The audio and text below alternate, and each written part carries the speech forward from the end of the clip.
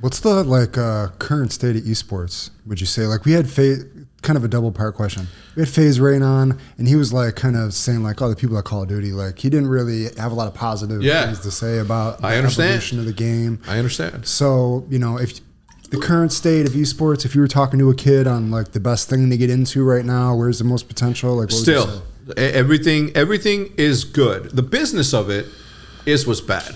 What happened to esports is that it didn't have a chance to develop itself into what it was going to become. For sure. It's still going to become that. It's not going anywhere. It's a dark period, but it's a dark period across all industries, right? Yes. So think about the cannabis industry, right? Think about the open markets. Think about the housing market. Think about everything, right? It's happening across everything. I don't know how to explain it, but I saw Van Neistat. Do you guys watch him? Casey Neistat's brother. Kate? I know. That's the guy you talk about. The vlogger. Yeah. So his brother Van is a genius also, but he put me onto this thing where life happens in 80-year increments, and every 20 years is something different, right? It's that that saying where it says strong people create good times create weak people create bad times create good people, right? Or brave, stronger. Never heard it. No. Well, it's the same thing, right? You have these. I'm not gonna get into it. I'm not gonna fucking butcher it. Do the fucking Van Neistat. Check out the channel. You'll know what it is by the title. So we're in a place in which a lot of money came in. There's a lot of people that benefited from it. Me included. But with that amount of money comes certain amount of influence from outside world that doesn't necessarily live esports the way that people live esports. You guys see it in the weed industry. You guys call them chads, right? Where people who just want to make a quick buck come in, fucking just throw money at the wall and see what happens. Yeah.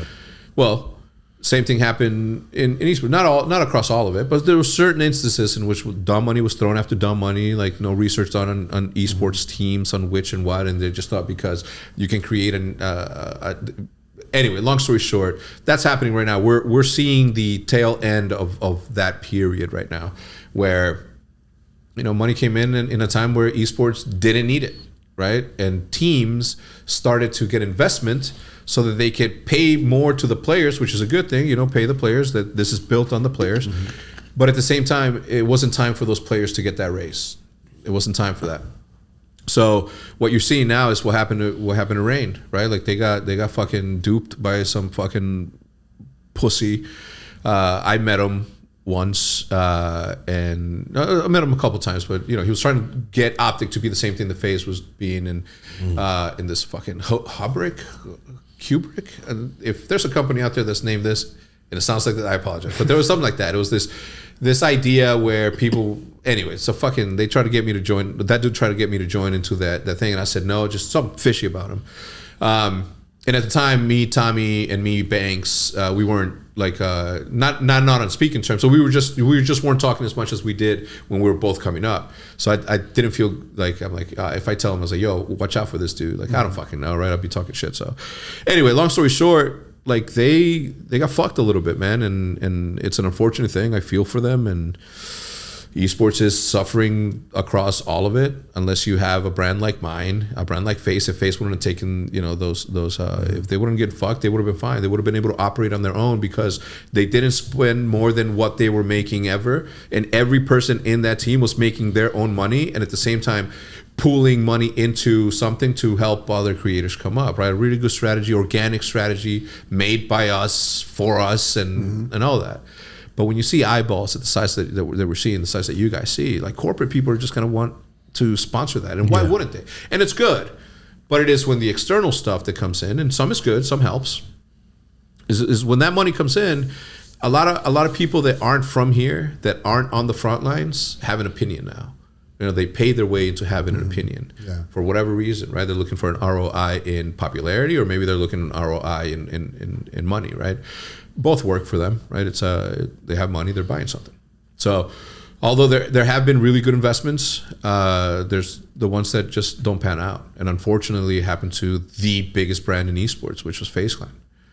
So sad to see what's happening. Yeah. Well, you explained the shit out of that. Yeah, that was amazing. Great explanation. Thank you, because now I get it. Yeah. It's the outside, like you're saying, every day 80-20 outside influence comes in, just like you're saying the Chads. Not all of them, but you know, some of it's 90% of this outside influence in the weed industry has watered it down. And then I went to an event about 2 months ago. I told you, it felt like 2015 again. It felt like I walked around like I'm about to have fun at an event. Are you shitting me? Yeah. Oh, bro, it was amazing. And then what happened? They had another one.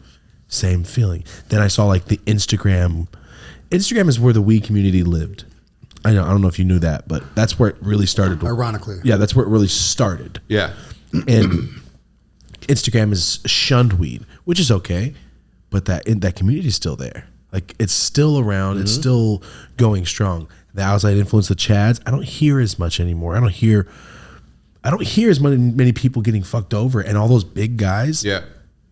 Exactly what happened. The community went, nah, we're not going to accept you. And what happened? MedMid went, well, we'll just jump the fuck off a cliff then. Big companies like that are tanking. Yeah.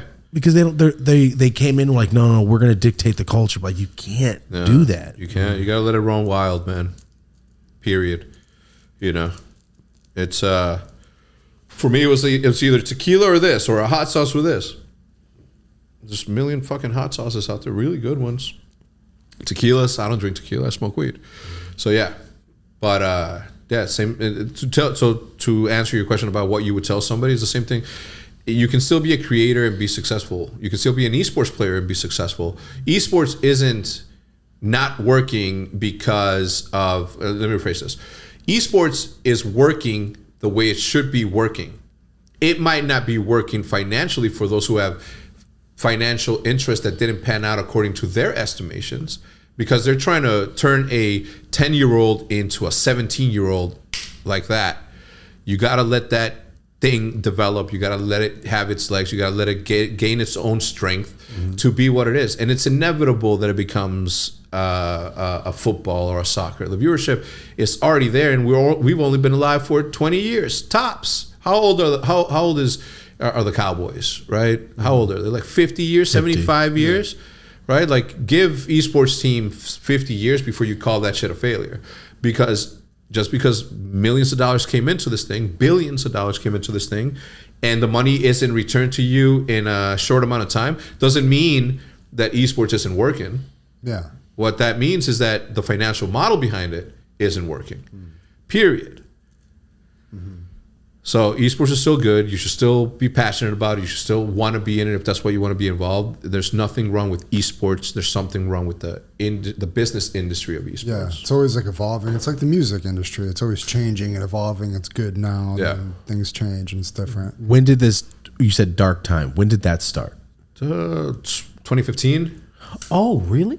Yeah, people saw the popularity, and then people saw teams that were very popular, and they're like, all right, the only way to get popular like them, so that we can get the same amount of sponsorship as them, so that we can pay players, whatever, is by getting an investment and overpaying for a player. Let's fucking not pay our way in, because they've been around for a while, but that's what happened. People took shortcuts, man. We didn't expand until we had the money to expand. That's why OpTic was fucking that's why OpTic is the OG, right? Because we, like Faze Clan, and I think Faze Clan, OpTic are the only teams in esports that have had the same strategy in glowing up the way that we did, where it was a self-sustainable business because of the efforts that the people around there were doing it. The people around it were creating content because they were creatives, right? You can say 100 Thieves is like right there, but they don't have the same. Nate Shot, obviously, that's my literal brother. He's his brain works fucking gorgeously when it comes to this shit. But OGs like Faze Clan and OpTic, it's what it was. So when you're not those teams that have viewership because you're concentrating on winning championships instead of building an audience, a relationship with the people, it does more harm than good, right? Because if a tree falls in the middle of the forest and nobody's around to hear you win a championship, did you win a championship? Shit. Oh, wisdom puff. Ooh, wisdom puff. I say that shit all the time.